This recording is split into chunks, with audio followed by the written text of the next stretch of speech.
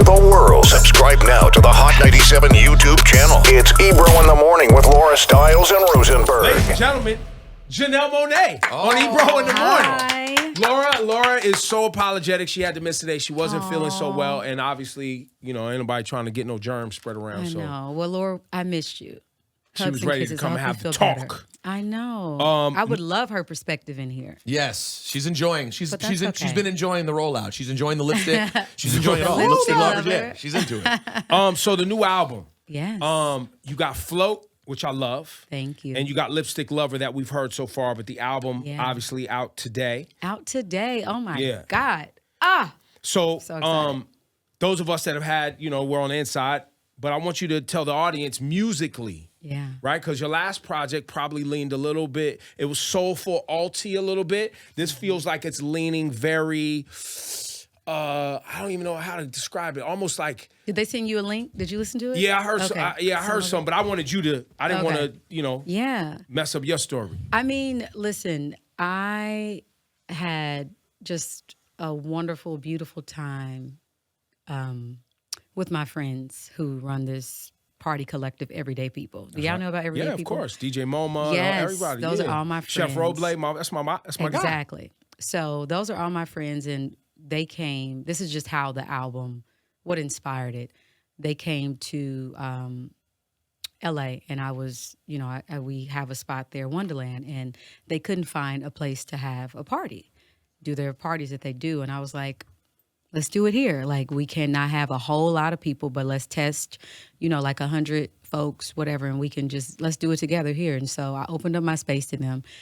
And if you go to these Everyday People party, you know that it's the most beautiful brown and black people from all over the world, from Nigeria to Ghana to South Africa to the Caribbean, Jamaica, New York, LA, Atlanta, like models, just beautiful people. Just all sorts of people from different walks of life. And it was like at the first one that we did together, this is right before I went to go shoot Glass Onion.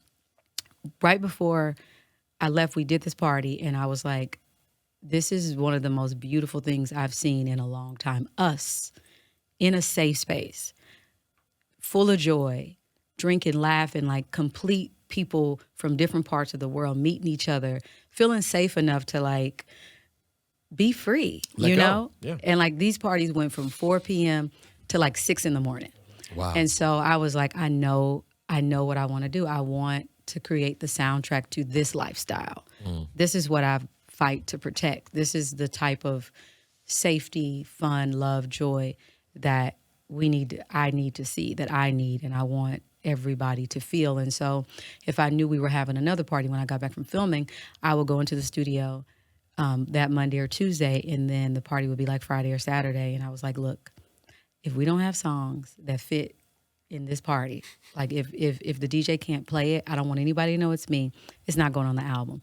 So I said, if they're not Shazamming, if they're, if they go sit down, it's not going to go on the album, because I was that specific about who I was making it for. And did you have moments when you played a record and were like, oh man, it didn't hit the way I thought it was gonna hit? Nope. No, I had maybe a couple songs. They didn't make the album, Right, though. right. But like I did that with Float. Yeah. I did it with Lipstick Lover. I did it with pretty much all the songs, and I curated it to some of the songs, feel good between that 4 to 6 p.m. hour. And then when you go into night and it's getting dark, then there are some songs like that. So it's super time boxed. Is it chronological on the album too? Yeah, some of them you can play though, like at the top, you can play, like you can do Float at night, Right. But it also feels like a day song. Lipstick Lover feels day, but you can also listen Lipstick to it Lover at cool night. for night too, though. Yeah. Yeah, it works. So, I mean, y'all know this, y'all DJs. So I guess I took a more DJ approach with the people, and I made this record with my friends, for my friends. I was like, if we fuck with it, that's it. Those are the best albums, by the way. That's it. I was like, I want us wherever we go. If we're on vacation, if we can't get on vacation, this feels like our vacation. And it was so fun. It was one of the most fun experiences I had making music.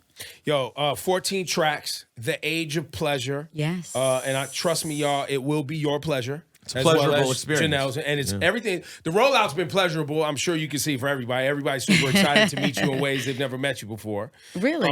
Yeah. Are you not getting You're that? not getting that energy. You know what? I'm so like locked in, to me, but I pick up on it. And some things I'm like, okay, that's very interesting. What attracts you to me now? Right. Very interesting, deeply. But I mean, the people who have been following me for however, long, have been rocking with me since the beginning. It always means a lot, like to have them on the journey, and they get it. Like we're locked in. We're in cruise control right now. And on that, people who have followed you for a long time know that each body of work that you put out musically is an expression not just of art, but of you getting people to a place, hopefully, of realization, of actualization. And what is it about this project that you wanted people to get to? What's the place that you're trying to help people get to? Well, I think it always starts with me. Like each project, I try to honor where I am, honestly. So if I'm in a place of sort of hiding, you'll feel that a little bit in the music. You may get alter egos, or you may get, I may get a little bit creative. If I'm in a frisky, sensual, sexy place, I mean with Dirty Computer. Right. Specifically, I was, a lot more open. I let you in just a little bit. And I think with the age of pleasure, I'm floating in it. Like I actively made a decision to be more present, not thinking too much about the past or in the future, but just being super present with the people I love, with myself, and just honoring this moment and being unapologetic about creating a schedule and a life that brings me joy. Like, what are those things? I think during the pandemic, and I know it was tough for a lot of people, including myself too, but I know that a lot of people didn't have an opportunity to work, provide for their families. And for those of us like myself who could like stay in and really go in, it worked wonders for me. Like I just got more in tune with who I was, what I wanted to say, what didn't work for me anymore, what shit I needed to let go, what did I need to heal from. Okay, and now I feel like I'm in a new life. Like I'm on my second life. Like it's very weird. It's like life before healing and then life after that. Was it just because you didn't have to wake up every day thinking about the Janelle Monáe industry? Like, you have people behind, there's publicists, and you're at that sort of level. And for a while, were you able to just like wake up day to day and be a normal person who decided what you were going to do or not do each day? Yeah, I mean, I guess a little bit. I mean, I wrote a book, The Memory Librarian, so I did get an opportunity to get some things off my chest, and that was New York Times bestseller. So that's a little more productive than some of our COVID but experiences. I didn't have time to do it. I started riding a bike. Yeah. Yeah. That's nice. So I got some things done that like I needed to do, but most important, sorry, I'm hungry. Sorry, Janelle has a cup of apples with her. If anyone's wondering, sliced apples in a cup is the snack. I know, like a child. I respect it. I did tap into my inner child.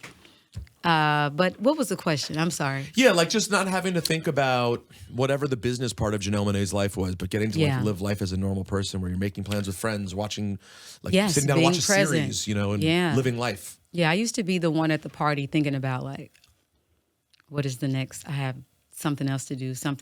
Like my friends having the time of their lives, and I'm like, oh, I got to get on the flight. I have to always think ahead.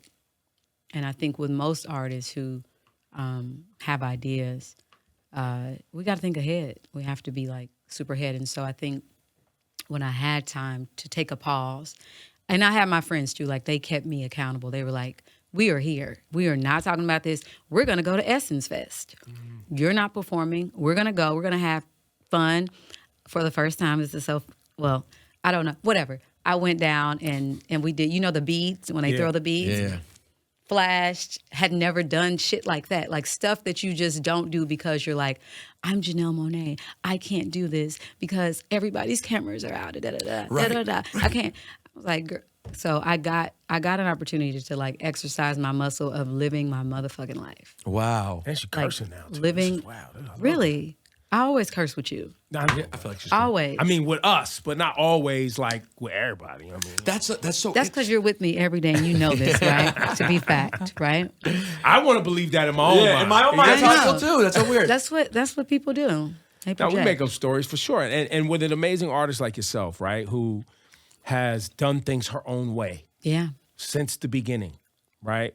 You know, you're someone that, like, you know, as I've gotten to know you and know Jadena and your people in your crew, and just even the way you guys want to protect the idea of Black love and the idea of the Black diaspora and all of the connective tissue between that, which is what's in this album, right? Yeah. This album and what Everyday People represents Yeah. is that connective tissue. Yes. Of all of us around the whole diaspora being yourself. Whatever clothes you wear, fine. Yeah. Whatever way of life you in, cool. But this music right here and these stories and this thing that is the, I always believe, is the reason we've survived so many trials and tribulations, is in that music, right? Yeah. It's in that vibration. Yeah. So I've always known you to be that person. So that's why we've always tried to make an extra effort to celebrate you. And I'm just happy that you're in a place right now where you don't, hearing you say, I don't have to be worried or I'm not inhibited. I feel completely safe. Yeah. That's a dream come true, right? It really not is. everybody gets to It really have that is. journey. It is absolutely, you're right about that. And that's why it's so important these days that we create safe spaces for us, you know, free from police, you know, free from feeling like at any moment we have a party or something, somebody's going to come and like take that away or take a life. You know what I'm saying? And as I think about that, there's never going to be a world where we live in where things are not heavy, that we're not going to have to deal with problems, that we're not going to have to deal with something catastrophic. For me, my message is, even in those moments, you got to find your joy. You got to find your pleasure. You got to find your beauty. Maurice White has a quote, one of my favorites, from Earth, Wind, and Fire, and he says, if there ain't no beauty, make some beauty. All about love. Like, when I listened to that song, I was like, that's exactly what I want to do with this project, with life. I want to capture all the beauty around me, and the Age of Pleasure is my attempt at doing that. Does it feel surprising, or maybe it wasn't at all, that your decision to sort of show your body and let go a little bit in the rollout for this album and the video for Lipstick Lover creates such a stir versus, you know, men? Like, I remember, you know, for example, when the great D'Angelo took his clothes off. Now, don't get me wrong, people loved it. And it created a stir among people. They loved it. But it wasn't controversial. It was just sort of like, ooh, what's it like being a woman in 2023 and kind of going down that path? Yeah. It's great that you bring this up. And I'm non-binary. So. Oh, sorry. Yes, but that's okay. That's all right. I'm non-binary. And she, they, her, them, free-ass motherfucker for my pronouns. But you're right. You're right. I think what you know, as I am having my earth experience and I'm exercising, you know, freedom, little word, that's gifted to a lot of us. And as I'm doing that, I definitely have noticed the double standards, you know, like nobody asks guys. I'm sure, like, when's the last time you asked a guy, like, hey, in your video, you took your shirt off. What was that all about? Wow. Why are you not covered up like you used to? Even in you guys' own spaces, have you ever had this conversation with, like, Well, a yeah, guy? for me, because I Maybe look Rick terrible. I look Ross. terrible. And they'll be like, why do you have your shirt off? But you know, but I'm saying, like, them Yeah, she's thinking expressing of it. sexuality. No. Like, Yeah, honestly, like, no, oh my probably God, not. are you trying to, like, nobody questions if you walk into a gym with your shirt off more than they will question yeah, for why sure. I would get scrutiny. I could go to jail, literally, in Yes. some states. So I think that is something that everybody else needs to talk about amongst themselves, of why we project, why do we scrutinize, you know, those of us who don't benefit from patriarchy, those of us who have to deal with misogyny, those who have to deal with double standards. I think it's been going on. We've seen it for centuries, And I think I don't really. It's nothing to really say other than I feel like as much as people are finding out new information about me, I'm finding out new information about people. Right. And I would imagine also there's another side to that, which is increased attention, some of it being positive, but still is it a little off-putting when you're like, I wasn't getting the request the last time around to do X thing. Now are there other things coming in? You know what I'm saying? Because No. people are seeing things. Like those of us who know your music Yeah. understand your greatness. And obviously Janelle Monáe comes up for an interview. We're saying yes every time. But I just wonder now whether the conversation... But he's saying basically, are you getting requests from places that never requested because you of how musically viral before? it is that people are seeing you physically. I don't know. I don't know. I mean, if they are, they don't let on to that. But you have to understand, like, I've been in this business for many, many moons, and I've done a lot of incredible things. I have a very successful career. And I say that proudly, humbly, all those things, you know. Being able to be an actor Successful. who came Yeah, really good into actor. music, you know, in a #1 film, have a book in the New York Times, be able to sell out on tours, and to have some of the most free-spirited people be mentors to me. You know, we have Grace Jones on the album, who these conversations that I would have with her would be like, what are And that people was her talking thing. about? Yeah. Like, At her time, she was... have y'all not seen David Bowie? Have y'all Right. not seen Prince? Right. Have you guys like not heard of Funkadelic? Like I mean, I can go on and on Well, and and also on. people have a short memory, right? They Yeah. don't. People either missed it, Yeah. right, I or know. forgot it happened. Yeah. Right. Like even when he just brought up D'Angelo, right? Yeah. I saw your light up like fact. Yeah. You know what I mean? Like because unless you're in it. Right. Actively in it, and which Yeah. most of the audiences are not actively paying attention, Yeah. unfortunately, to art all the time, Yeah. unless you're actually actively making Yeah. it. And I get They it. forget. I think that, you know, one of the things is I'm finding out people and I'm observing, there are a lot of folks who are making decisions about their own freedom. And they're scared. I get that. They're scared. They're scared to go outside of, you know, social norms. They're scared to take risks. And they're just, you know, liberation will always trigger some people. My autonomy will always trigger some people. It depends on where you are at your life. And I know not, and there's so many other people though, I cannot tell you, like they've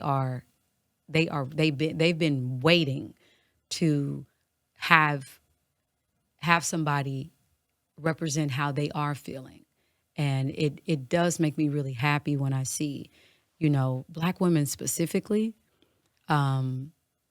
say, man, I wish that I felt safe enough to do what it is that you're doing. And because you are doing it, I'm going to figure out ways that I can start expressing myself a little bit more. And you Like- must relate to that because you talked about how hard it was for you, just like going to Essence, just Yeah. going to New Orleans, not Yeah. having ever done that. Yeah. I mean, I think, and I think this brings me to the next thing. Hold on. All right, Eat that apple for a You second. eat an apple. Yeah, hit that apple. This brings You to need the water next or thing. something? No, I'm good. We got But, amazing coconut water. Oh, okay. Give me It that is- then. we I'll need try an ice that. cold Yo, coconut we need water. that. Hydration, please. You know what I mean? Hydrate. Oh, You gave it to. Did he take it? You gave it to He didn't Common. take it. You gave it to Common. But then we have to wrap. Well, I'm told that also after that we have to Oh, wrap. okay, all Okay. right. No. This is good. What I was gonna say is safe space. I'll because you guys are friends. I'll just say this. For a long time, I did not feel safe doing what it is that like. This is a side of me that my friends know intimately. Like This whole thing. has been- everything. has This been is part not. of you. My friends are just like this is great. So it's great that I'm owning all of me. Yeah. I don't feel like I have to turn off parts of me.